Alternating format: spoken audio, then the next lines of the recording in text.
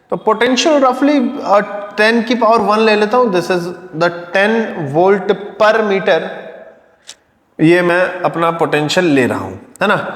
Relaxation time 10⁻⁻14 -15 यही मिलेगा तुम्हें, अलग अलग बुक में थोड़ा वेरी कर सकता है। मास 10⁻31 kg मास ऑफ इलेक्ट्रॉन। इसको अगर मैं थोड़ा सॉल्व करूं, 31 19 15 29 34 एंड 32, तो दिस गिव मी रफली 10⁻⁻2 metre per second. This is few centimetres per second. ये ड्रिफ्ट वेलोसिटी की रेंज है, मतलब approximately it is few centimetres per second. ये ध्यान रखना है कि इलेक्ट्रॉन्स वायर के अंदर बहुत ज्यादा फास्ट मूव नहीं करते हैं, आगे जाने की जो उनकी स्पीड है वो काफी कम है, फ्यू सेंटीमीटर्स पर सेकेंड, बहुत कम वेलोसिटी होती है, बहुत फास्ट नहीं है ना। इसको याद रखेंगे। आगे बढ़ता हूं मैं, next is my relation of this drift velocity with the current. Mark this derivation, very important, exams में काफी पूछा जाता है और न्यूमेरिकल्स बहुत आते हैं, बोर्ड्स में बहुत आएगा, हाफ एलिस में बहुत आएगा, प्री बोर्ड में, हर जगह बहुत इंपॉर्टेंस रखता है फॉर्मूला। तो current that is I and drift velocity V D, इनको रिलेट करना है। तो पहले से कैसा, ड्रिफ्ट वेलोसिटी का फॉर्मूला मुझे पता है, ई टॉप ऑन एम। करंट का फॉर्मूला मुझे पता है, चार्ज अपॉन टाइम। करंट का तो और कोई फॉर्मूला है भी नहीं। अच्छा, अगर I is equals to charge upon time है, तो मैं Q की वैल्यू निकाल दूं कि इस कंडक्टर में, एक कंडक्टर लिया हुआ है मैंने, L लेंथ का कंडक्टर है, ये सब अभी डिस्कस करूंगा। इसमें अगर मैं चार्ज निकाल दूं और ये निकाल दूं कि एक इलेक्ट्रॉन जो यहां से स्टार्ट करता है और घूमते घूमते यहां पहुंच जाता है, L लेंथ ट्रेवल करता है किसी टाइम t में vd स्पीड से, तो मेरे को t भी मिल जाएगा,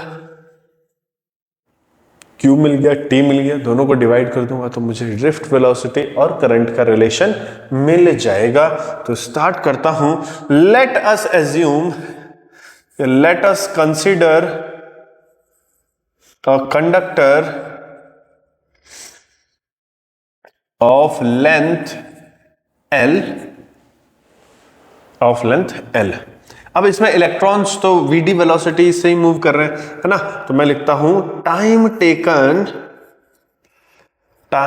taken by electron to cover L length cover करने में कितना टाइम लगा।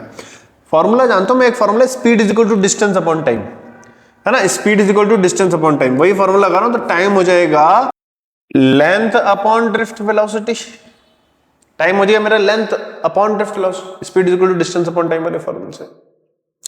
दूसरा मुझे, अच्छा टी का तो हो गया, टी अगर मैं इंसर्ट कर दूं तो वी डी आ जाएगा, वी डी और आई मुझे एक ही फॉर्मूले में चाहिए, वही मेरा ऑब्जेक्टिव है, लेकिन इस क्यू को थोड़ा सिंप्लीफाई करता हूं मुझे, क्योंकि क्यू को थोड़ा सिंपल करके देखते हैं, तो मैं मतलब लेट करते हैं, let small n be the, ये जो मेरे पास कंडक्टर है, small n be the number of free electron per unit volume, ठीक है। स्मॉल एन को मैंने क्या मान लिया, small n is total number of electrons upon volume, और ये एन क्या है, नंबर ऑफ फ्री इलेक्ट्रॉन्स, तो number of free electron per unit volume को मैंने एन मान लिया।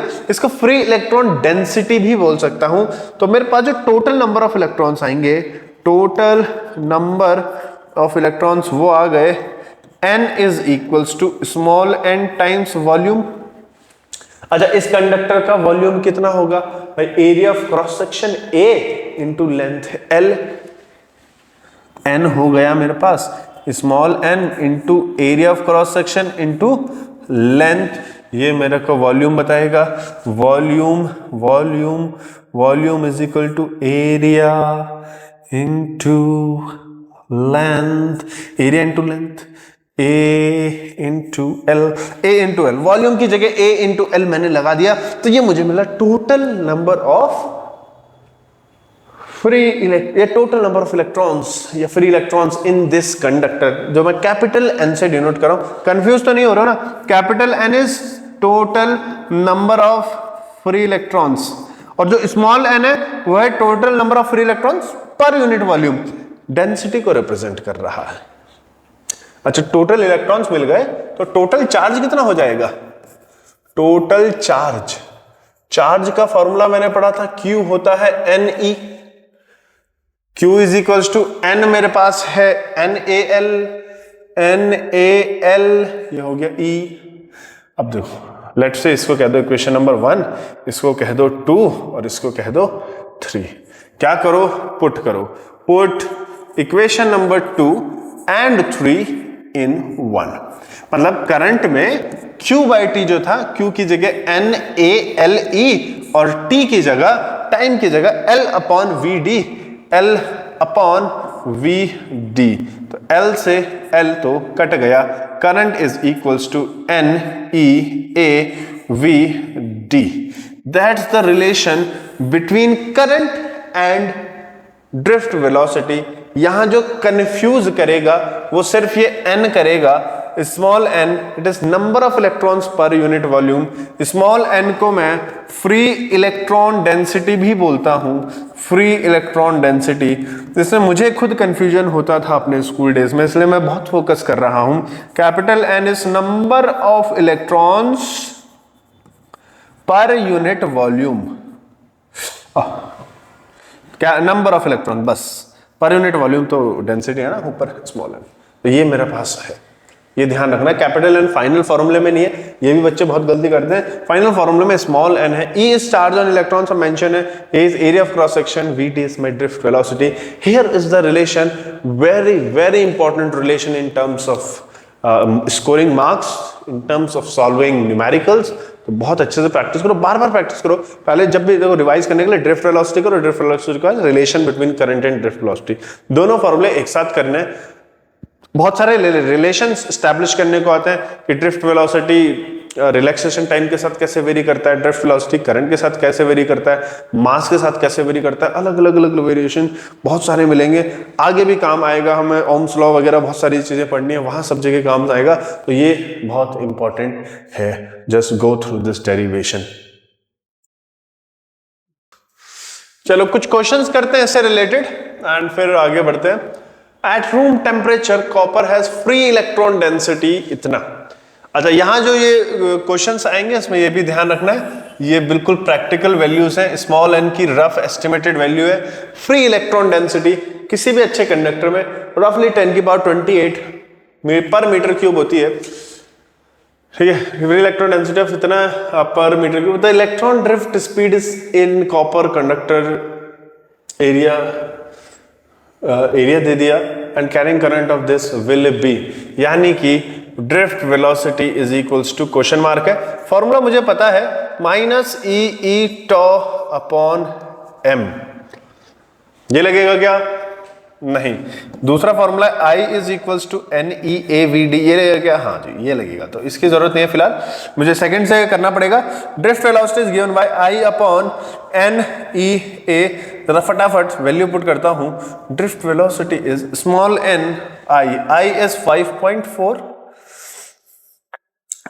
n is 8.4, 10 raised to the power 28, E is 1.6, जब मैंने माइनस की जरूरत नहीं, 1.6 इंटू 10 की power -19 and area of cross section is given 10 raised to the power -6। इसे सॉल्व कर देंगे तो ड्रिफ्ट वेलोसिटी मुझे मिलती है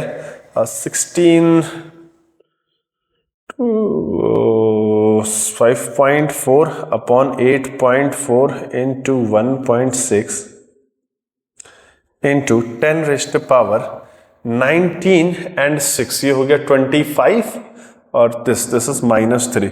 तो जो भी आएगा देखो, अब इसको सॉल्व करूंगा तो जो सबसे क्लोज मुझे दिख रहा है, थोड़ा सा स्मार्ट गेस कर रहा हूं, दिस वैल्यू रफली कितना बैठेगा?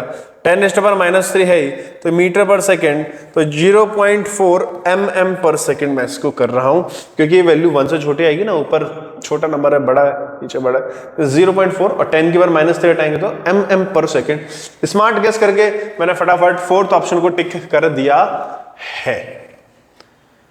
Moving to next question, number density of electron in a copper conductor is this, यानी स्मॉल एन की वैल्यू वापस से दे दी 8.5, 10 raised to the power 28 पर metre cube. How long does an electron take, यानी टाइम क्वेश्चन मार्क है इस बार, take to drift from one end to another of length 3 metre.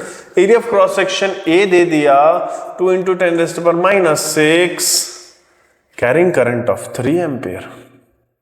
Simple है, पहले ड्रिफ्ट वेलोसिटी निकाल दो, अभी जैसे हमने निकाला, I upon n E A, current की वैल्यू दी हुई है सिंपल 3, एन की वैल्यू दी हुई है 8.5 into 10 raised to the power 28, E की वैल्यू तो मुझे रट गई है, और ए की वैल्यू 2 इंटू 10 की पावर -6। थोड़ा सा सॉल्व करूंगा तो 25 माइनस और -3 ये बन गया, बिल्कुल वैसा ही जा रहा है। I is equals to 3 upon 8.5, 1.6 और एक 2 into 10 raised to the power -3। Sorry, I लिख दिया मैंने, बताओ, थकान हो जाती है रात। ड्रिफ्ट वेलोसिटी है ना, VD लिखेंगे इसको, VD। ये मेरे पास आया, इस वैल्यू को जरा सॉल्व करो, देखो कितना बन रहा है। और लास्ट में फॉर्मूला क्या है? Speed is equal to distance upon time. तो टाइम का फॉर्मूला क्या होता है? स्पीड होता है डिस्टेंस अपॉन टाइम, तो टाइम हो जाएगा distance upon speed, distance upon speed. तो डिस्टेंस मुझे कितना दिया है? लेंथ भी 3 मीटर है, तो 3 अपॉन ड्रिफ्ट वेलोसिटी कितनी है? तो ये है 3, और ऊपर है हमारे पास 3 into 10 raised to the power -3, और इधर है 8.5 इंटू 1.6 इंटू 2, तो एक 3 और कैंसिल हो गया, 1 2 और ये 3 0 लग जाएंगे, तो दिस इज 85 इंटू 16 इंटू 20, इतने सेकेंड्स लगेंगे, ठीक है। दिस इज द इतने नंबर ऑफ सेकेंड्स। इसको अगर मिनट्स में करना चाहो मिनट्स में भी कर सकते हो, और यहाँ छोड़ना चाहो यहाँ भी छोड़ सकते हो, मल्टीप्लाई खुद से कर लेना। That's the process to do this. तो ये जो फॉर्मूला है ना, फॉर्मूला से देखो 2 क्वेश्चन हमने कर लिए। Moving on to next question. अब देखो, ऐसे क्वेश्चंस में तुम्हें ध्यान रखना है कि जब करंट जा रहा है ना, यहां से करंट मूव कर रहा है, आई इज मूविंग, जितना यहां से जाएगा उतना ही तो यहां से भी जाएगा। ऐसा थोड़ी है कि एरिया कम कर दिया तो करंट कम हो जाएगा। जैसे पानी जाता है ना पाइप से, पाइप को अगर पिचका दोगे तो क्या पानी रुकेगा? क्या पानी की वेलोसिटी बढ़ जाएगी, पर अमाउंट जितना अंदर आ गया है पाइप में उतना एग्जिट करना पड़ेगा। ऐसे ही जितना चार्ज इन आ गया उतना आउट करना पड़ेगा। तो यहां पर I इज कांस्टेंट, ऐसे सारे क्वेश्चन में ध्यान रखना है। करंट को हमें कांस्टेंट कर देना है। करंट को कांस्टेंट कर दिया तो I have I is equals to NEAVD। देखो देखो यहां पर ये value constant, number density constant, charge on electron is constant, ये तीनों की तीनों वैल्यूज क्या हो गई? कांस्टेंट हो गई।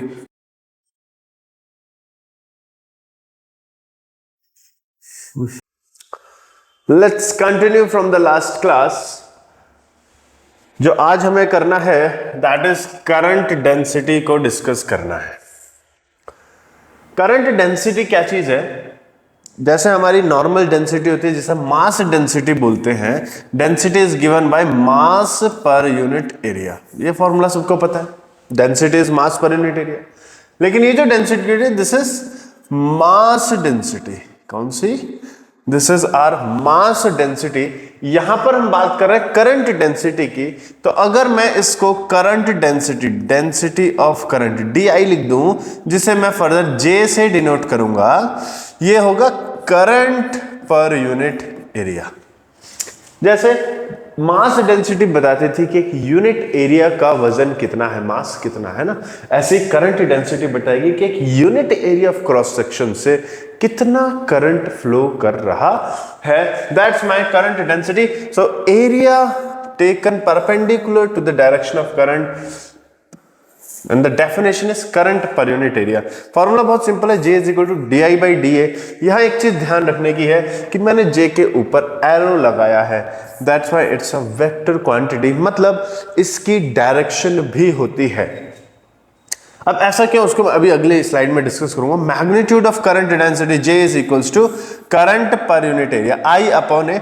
फॉर्मूला ध्यान रखना है, कोई बहुत ज्यादा बोर्ड्स में एटलीस्ट CBSE बोर्ड में यहाँ से बहुत लिमिटेड क्वेश्चंस पूछे जाते हैं, but for JEE and NEET यहाँ बहुत क्वेश्चन यहाँ से आते हैं। So direction is along the motion of positive charge. Positive charge इधर मूव करेगा, मतलब opposite to the flow of electron और इलेक्ट्रिकल। तो ये हमारी डायरेक्शन हो गई, क्योंकि हमारी वेक्टर क्वांटिटी है, इसकी डायरेक्शन भी मेंशन करना जरूरी था ना। Coming to this line, area taken perpendicular to the direction of current, इसका क्या सेंस बनता है? तो यहां ऐसा समझ लो, let's consider this thick bottle. एक ये बॉटल समझ लो, इसमें करंट फ्लो कर रहा है, current is flowing in this. अब अगर मुझे ये काउंट करना है कि किसी गिवन एरिया से कितना पानी फ्लो हो रहा है ना, यहाँ पे मैं पानी को काउंट करूंगा। लेट्स इमेजिन करो ये अनलिमिटेड या बहुत लंबी टनल है, छोटा सा सेक्शन हमने उसका कंसिडर किया है, और ये यूनिफॉर्म सिलिंड्रिकल है। तुम्हें क्या जरूरत है कि ये लेट्स से ये जो मैंने व्हाइट कलर का पेपर लगाया है, दिस रिप्रेजेंट्स अ एरिया, कि इस एरिया से कितना वाटर फ्लो होता है। यहां जरूरी ये है कि ये जो एरिया है ये परपेंडिकुलर रहे to the flow of water, है नहीं? ये जो एरिया है, जिस चेक पॉइंट समझ लो, check point which will count कि कितना वाटर इसके अंदर से फ्लो हो गया। एक रिंग टाइप का स्ट्रक्चर है, ये रिंग परपेंडिकुलर होनी चाहिए, क्योंकि अगर ये स्लांट हो गई, तिरछी हो गई, तो बहुत सारा जो लिक्विड है वो मिस हो जाएगा इसकी रेंज से, फिर हॉरिजॉन्टल हो जाएगी ना। देखो अगर एक रिंग घूमते घूमते अगर फ्लैट हो जाए, तो फ्लैट हो गई तो फिर तो उसके अंदर से कोई भी पानी फ्लो नहीं करेगा, या तो पानी ऊपर से निकल जाएगा या पानी नीचे से निकल जाएगा। इसको समझने के लिए जरा इस डायग्राम को देखो। अगर मेरे पास ये रिंग है, दिस इज रिंग नंबर 1, ये जो रेड कलर की लाइंस है ये हमारे फ्लो को रिप्रेजेंट कर रही है, फ्लो ऑफ चार्ज को। चार्ज समझ नहीं आ रहा तो पानी समझ लो, पानी को रिप्रेजेंट कर रही है। फिलहाल मैं करंट भी बोलूंगा, यहां चार्ज फ्लो कर रहा है। This is my ring number 1। इस रिंग से चारों ही लाइंस क्रॉस हो रही हैं, है ना। लेकिन अगर इस रिंग को थोड़ा तिरछा कर दिया जाए, तिरछा करते करते अगर मैं इसे और ज्यादा स्लांट कर दूं, और ज्यादा स्लांट करूं, थोड़ी देर का देखो ऐसी हो जाएगी, हो गया नहीं?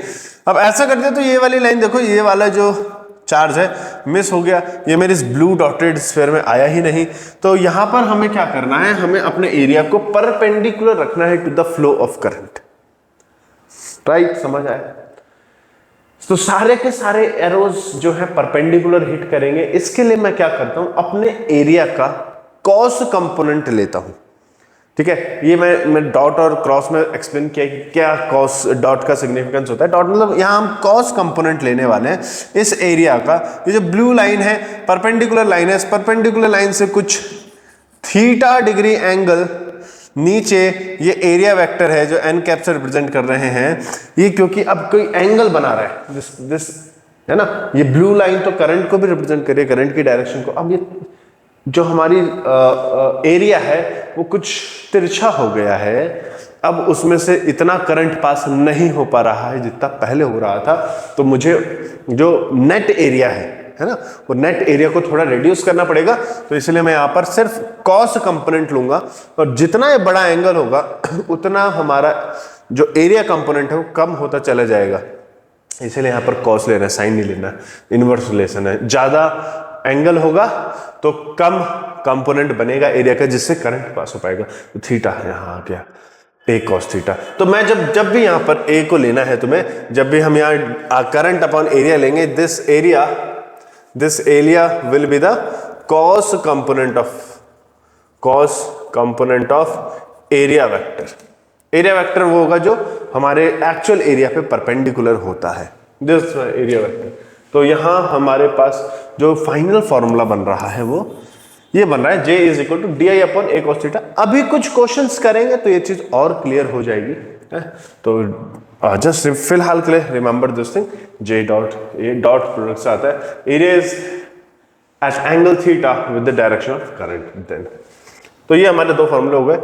अगला जो टर्म है मोबिलिटी है। हम ये 2-3 टर्म्स हमें डिस्कस करनी थी, करंट डेंसिटी, मोबिलिटी, और थोड़ा सा हम कंडक्टिविटी को डिस्कस करेंगे, इनके रिलेशंस को कनेक्ट करेंगे और फिर हम क्वेश्चन करेंगे। आज ज्यादा लंबा नहीं करेंगे, फटाफट फिनिश हो जाएगा। मोबिलिटी अगेन बहुत ज्यादा नहीं पूछा जाएगा, सिर्फ तुम्हें याद रखना है, नाम से पता चल रहा है मोबाइल मीन्स टू मूव, है ना, कितनी फ्रीडम है मोशन करने के लिए।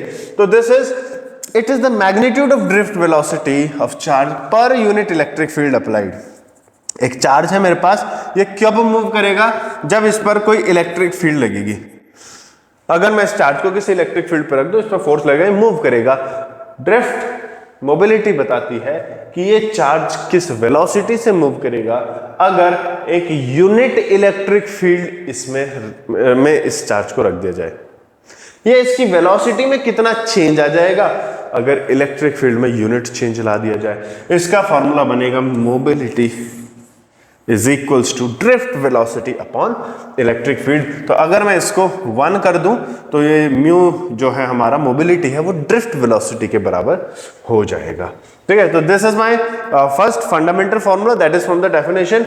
मैं यहाँ ड्रिफ्ट वेलोसिटी का फॉर्मूला लगाया, याद है हमें पता है drift velocity is given by E tau upon M. ये फॉर्मूला हम डिराइव कर चुके हैं। अभी सिर्फ मैग्नीट्यूड लेंगे, या ये कहो ये माइनस हमारा चार्ज की वजह से आता था, इस माइनस ई को हमने क्यू लिख दिया, Q E tau upon M मैंने ड्रिफ्ट वेलोसिटी की जगह पुट कर दिया है, ऑलरेडी डिराइव कर चुके हैं, अपॉन ई, है ना। तो इस ई से ई कैंसिल हो जाता है, मुझे मिलता है चार्ज टॉ। टॉ याद है किसी को? याद है तो बता दो। टॉ पॉज करें and answer it. Toe is average relaxation time, है ना, एवरेज रिलैक्सेशन टाइम। दो सक्सेसिव कोलिजन्स के बीच का जो टाइम इंटरवल था उसे हमने टॉ लिया था।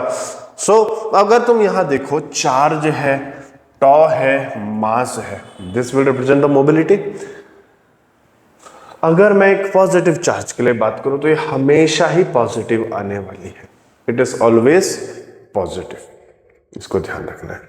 ये हमारा फॉर्मूला, मेन हमारे को यही फॉर्मूला याद रखना है, it is drift velocity upon electric field. यहां ऐसे क्वेश्चन आते हैं, how the drift velocity is related to electric field, how इनके रिलेशन स्टैब्लिश करने को मतलब आते हैं। अगली स्लाइड में वही रिलेशंस देखते हैं, थोड़ा सा कुछ इंपॉर्टेंट रिलेशंस हैं। उससे पहले एक छोटी सी लास्ट टर्म, इलेक्ट्रिकल कंडक्टिविटी।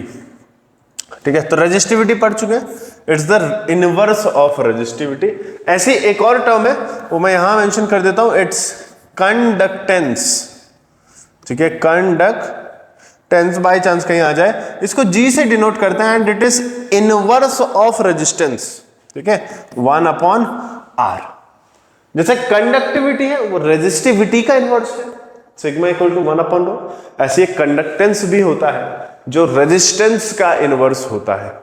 थोड़ा सा याद रखेंगे, कोई बहुत ज्यादा डीप वो नहीं है, ऊपर ऊपर से जो सिंबल्स ऐड हो गए और कुछ नहीं, याद रखना है।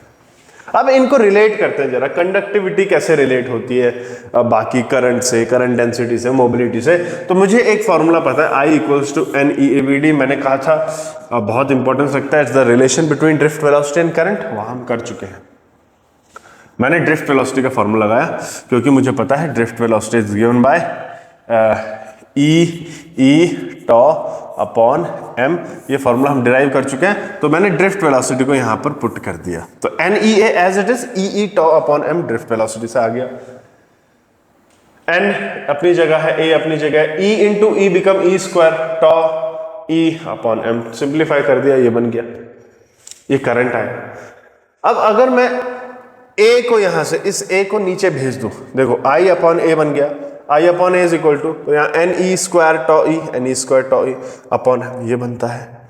अच्छा ये बताओ I अपॉन a क्या था, जस्ट अभी डिस्कस किया, I upon a is my current density, है ना।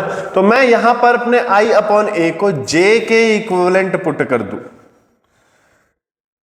Not tau, it's J current density को रिप्रेजेंट कर रहा है। क्या है ये, current density, per unit area में कितना करंट फ्लो कर रहा है, current density NE square tau upon m। ये हो गया। अच्छा ये जो होता है, ये जो वैल्यू है m upon NE square tau, ये रेजिस्टिविटी का फॉर्मूला है। Resistivity is equals to m upon NE square tau. ये हमने, जहां हमने डेरिवेशन ऑफ ओम्स लॉ किया था, डेरिवेशन ऑफ ओम्स लॉ वाले टॉपिक पे अपने पेजेस पलट के देखना, जहां तुम नोट्स बनाते हो, डेरिवेशन ऑफ ओम्स लॉ में हमने ये डिस्कस करा है। अब यहां देखो, I इक्वल टू a, ये तो E अपॉन रो हो गया, तो मुझे मिलता है I अपॉन a मतलब J is equals to E upon rho, J is equals to E upon rho. और 1 अपॉन रो हम क्या बोलते हैं, सिग्मा बोलते हैं, 1 अपॉन रो को सिग्मा बोलते हैं। तो this is J is my current density, ये हो गया करंट डेंसिटी। सिग्मा क्या हो गया हमारे पास, electrical conductivity, this is electric field and this is my electrical resistivity. तो बस वेरिएबल को ध्यान रखना है, ये फॉर्मूलेज है, कोई नई चीज नहीं है, बस अभी तक जो भी सीखा उसी को मर्ज करके हमने कुछ नया बनाने का कोशिश किया है, दैट्स इट। अभी थोड़े से क्वेश्चन से डिस्कस करते हैं। Let's move on to the question part.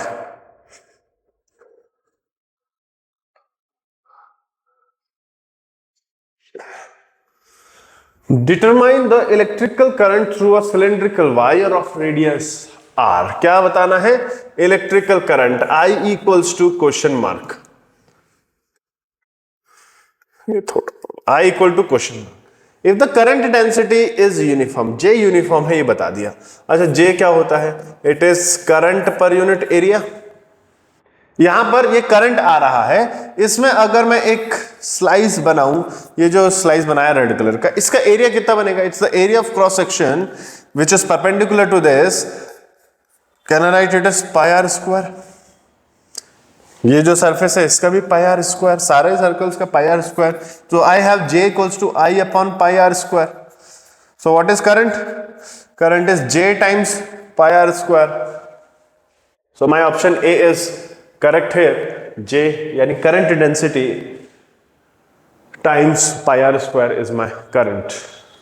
Let's go through this, easy सा था, डायरेक्ट जस्ट तुम्हें इस फॉर्मूले से यूज टू कराने के लिए ना। यहाँ एक वायर है और वायर भी देखो सिलेंडर आगे भी जा रहा है ना, ऐसे नहीं कि यहाँ फ्लो कैसे कर रहा होगा, ये सिलेंडर आगे भी जा रहा है इनफाइनाइट तक, उसमें से एक छोटा सा स्लाइस हमने लिया, I करंट फ्लो कर रहा है, तो पूरे गिवन रीजन में क्या करंट डेंसिटी है वहां से हमने सॉल्व कर दिया। This was my question number 1। Moving to next question number 2, current density. अब देखो वायर की शेप चेंज हो गई है ना, कुछ वायर्स होती हैं जो परफेक्ट सिलेंड्रिकल होती हैं, कुछ होती हैं जिनके एज होते हैं, क्यूबॉइडल होती हैं, क्यूबिकल होती हैं, जैसे एंगल्स हैं, या ये आयरन पाइप्स देखोगे आप अपने स्कूल बेंचेस में, वो भी क्यूबॉइडल होते हैं। ऐसी कोई वायर है, सॉलिड है लेकिन ये, है ना। Find the current density across the cuboidal shaped conductor when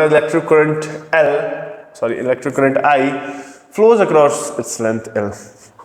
यानी करंट ऐसे फ्लो कर रहा है, दिस इज माई करंट, ये वायर कुछ ऐसी है, ये लाइंस, ठीक है, यहां से करंट जा रहा है और ये आगे जाता रहेगा।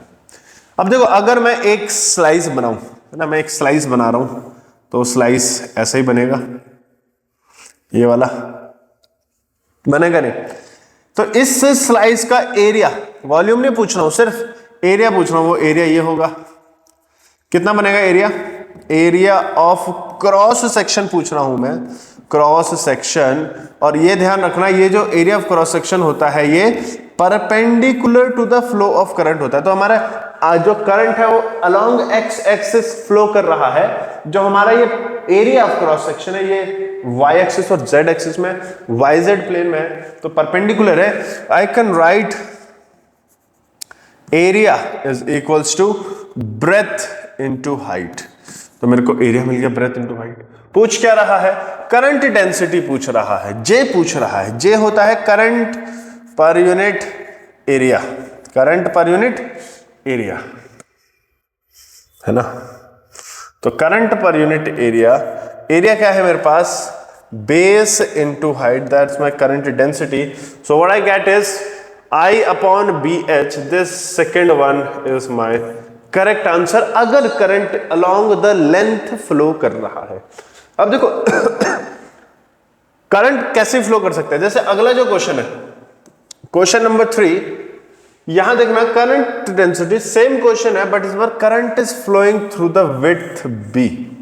मतलब इस बार जो करंट फ्लो करेगा वो इधर फ्लो करेगा, that's the direction of my current I। अब अगर मुझे कोई स्लाइस बनाना है, वो स्लाइस जो परपेंडिकुलर हो to the flow of current, क्योंकि अब अंदर जा रहा है स्लाइस, तो मुझे जो परपेंडिकुलर मिलेगा, जो ब्रेथ के परपेंडिकुलर है, वो कौन सा प्लेन है, वो है ये वाला प्लेन, ये जो मैंने इधर मार्क कर दिया है नहीं, उसको उधर कलर कर देना। अगर फ्रंट से देखूं तो ये वाली लाइन, दिस प्लेन भाई, क्योंकि ये क्या है, ये वाई एक्सिस है ना, दिस इज वाई एक्सिस, तो हमारा एक्स जेड प्लेन जो होगा विल बी परपेंडिकुलर होगा, will be perpendicular to Y axis, है नहीं। तो एक्स एक्सिस में क्या है, लेंथ है, जेड एक्सिस में क्या है, हाइट है। तो मैं ले सकता हूं यहां जो एरिया आएगा, जो एरिया आएगा, जिस जो है ना, area will be equal to this length into height, क्योंकि अलोंग द ब्रेथ तो करंट जा ही रहा है। तो इस बार जो करंट डेंसिटी आएगी वो I अपॉन एरिया आएगी, लेकिन इस बार जो मेरा एरिया है वो है length times height. So my this first option is correct option. Last case में यहां पर लेंथ L थी ना, तो यहां इसलिए BH आया, यहां पर विड्थ B है तो यहां LH आया। एरिया का ध्यान रखना है, बस इसी चीज को क्लियर करने के लिए दोनों क्वेश्चन सफिशिएंट है। कैसे हम करंट डेंसिटी को डिस्कस कर रहे हैं। Going to next fourth question. यहां पर इस बार एक हॉलो पाइप है, हॉलो कंडक्टर है जिसमें करंट फ्लो कर रहा है। तुम्हें करंट डेंसिटी बतानी। अब देखो करंट तो सिर्फ इस रीजन में फ्लो करेगा, ये जो मैंने ग्रीन कलर से शेड कर दिया, current will flow from this only. ये जो रेड वाला पार्ट है यहां तो कोई करंट नहीं है, रेड वाले रीजन में तो कोई करंट नहीं है, तो करंट डेंसिटी जो निकलेगी वो सिर्फ किसकी निकलेगी, current density is given by current per unit area. अच्छा करंट तो I ही है, अच्छा करंट निकालना बाद, करंट डेंसिटी J है, कोई बात नहीं, फॉर्मूला यही लगेगा। करंट हमें निकालना है, current will be equal to J times A। A किसका लेंगे इस बार, तो करना वही है, एक स्लाइस कट कर देना है। ऐसा अगर मैं एक स्लाइस कट करूं, स्लाइस का एरिया कितना होगा, that will B outer area minus inner area, क्योंकि अंदर तो खाली है, हॉलो कैविटी है, तो बाहर वाले रेडियस से अंदर वाले रेडियस को माइनस कर देंगे, तो इस केस में जो एरिया ऑफ रिंग आएगा, ये एक रिंग टाइप की शेप है, that will be equal to pi r square outer ring minus pi r square which is inner ring, तो area is pi r square minus r square. आ जाता हूं वापस अपने क्वेश्चन पे, which is matching j pi r square minus r square. My first option is matching. That's the correct answer. ऐसे ही बहुत मुश्किल नहीं, आसान से क्वेश्चन चल रहे हैं। नेक्स्ट क्वेश्चन देखता हूं, fifth theoretical question. Steady current is passing through linear conductor. ठीक है, स्टेडी मतलब करंट कांस्टेंट है, लीनियर कंडक्टर है, non uniform current, the net quantity of charge, ऐसे समझ लो। एक वायर है जो नॉन यूनिफॉर्म क्रॉस सेक्शन की, और यहां से कुछ करंट फ्लो करता है, आई करंट। वो पूछ रहा है net quantity of charge crossing any cross section पर सेकेंड। अच्छा, चार्ज पर सेकेंड Q अपॉन T, ये मेरा करंट होता है। और एक चीज कि जब ये क्रॉस सेक्शन नॉन यूनिफॉर्म होता है तो हमारा करंट कभी चेंज नहीं होता। करंट डेंसिटी वेरी करते हैं कि जहां क्रॉस सेक्शन कम है वहां डेंसिटी ज्यादा हो जाएगी, जहां डेंसिटी कम है, जहां एरिया ज्यादा है वहां डेंसिटी कम हो जाएगी, लेकिन करंट विल रिमेन सेम। मतलब अगर यहां से लेट्स से 100 इलेक्ट्रॉन्स गए हैं तो भाई यहां से भी 100 इलेक्ट्रॉन्स पर सेकेंड एमिट भी होंगे। 100 अगर इनपुट है तो 100 आउटपुट भी होगा। अगर चार्ज वही है, टाइम भी सेम है, तो हमारा करंट भी सेम रहने वाला है। So in this case it is independent of the area of cross section. Is the correct answer directly proportional to length? No no no, है ना। जितने इलेक्ट्रॉन्स या जितने चार्ज एंटर करेगा उतना ही एग्जिट भी करेगा सेम टाइम में, तभी तो, वरना तो फिर कंजर्वेशन ऑफ चार्ज फॉलो नहीं होगा, चार्ज डिस्ट्रॉय या क्रिएट होने लग जाएगा। So my answer is a. Now moving to next, probably the last question, current density in the conductor। अभी मैंने ये डिस्कस कर लिया है, अगर ऐसा कोई कंडक्टर है तो करंट तो सेम रहेगा, है ना, लेकिन J1 और J2 current density at this first point and second point में फर्क होगा। जहां एरिया कम है वहां डेंसिटी ज्यादा होगी, directly proportional to the length. No, मुझे पता है J is equals to I upon A. Can I say J is inversely proportional to area of cross section? So my option D, which says current density is inversely proportional to area of cross section of the conductor, is my correct answer. ये था हमारा आज की class, आज का lecture. ध्यान देना, जो भी हमने छोटी छोटी टर्म करी है, करंट डेंसिटी करा है, कंडक्टेंस किया है, कंडक्टिविटी किया है, रेजिस्टिविटी किया है, ये सारी छोटी छोटी टर्म्स, ड्रिफ्ट वेलोसिटी बहुत इंपॉर्टेंस रखती है। इनको बार बार प्रैक्टिस करो, रिवाइज करो, यही एक तरीका है, बार बार रिवाइज करो। देयर इज नो शॉर्टकट, ये ध्यान रखना है। कोई 30 सेकंड का वीडियो आपको ड्रिफ्ट वेलोसिटी एक्सप्लेन करके नहीं जाएगा, कोई 30 सेकंड के वीडियो में 40 क्वेश्चन करके आप कभी टॉप नहीं कर पाएंगे, बार बार आपको प्रैक्टिस करना ही पड़ेगा। सो जो भी डेरिवेशन, देखो मैं भी खुद से पहली बार किया होगा तो शायद गलत हुए होंगे, बहुत क्वेश्चन गलत हुए होंगे, अब थोड़ी धीरे धीरे मैं भी सीख रहा हूँ, है ना। कॉन्टिन्यूस प्रोसेस है, स्लो प्रोसेस है, यही है, प्रैक्टिस करते रहो, न्यूमेरिकल्स प्रैक्टिस करते रहो, तभी ये जो फिजिक्स का पहाड़ है आप उसको जीत पाएंगे और बोर्ड्स में अच्छे मार्क्स ला पाएंगे, जो भी एग्जाम की तैयारी कर पा रहे हैं उसे क्रैक कर पाएंगे। That's it for today's class, thank you.